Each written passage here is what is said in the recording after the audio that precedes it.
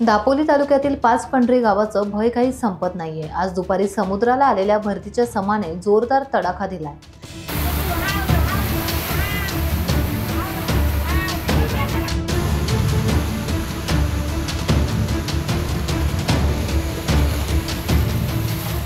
समुद्राचं पाणी अक्षरशः घरापर्यंत आलं आणि बाहेर ठेवलेल्या वस्तू साहित्य वाहून गेले। समुद्राच्या लाटांचा जोरदार तडाखा तुरेआळे येथील घरांना बसलाय। हा प्रकार दिवसा घडला तर रात्रीचं काय असा प्रश्न येथील नागरिकांना आता सतावतोय। कित्येक वेळा बंधारा बांधण्याची मागणी स्थानिकांनी केली, पण याची दखल घेण्यात आलेली नाहीये।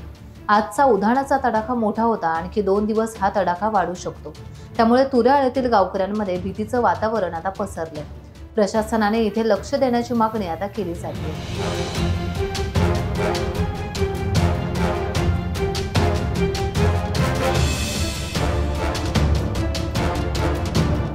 टाइम्स डिजिटलला लाईक करा, शेअर करा, सबस्क्राईब करा आणि बेल आयकॉन दाबायला विसरू नका।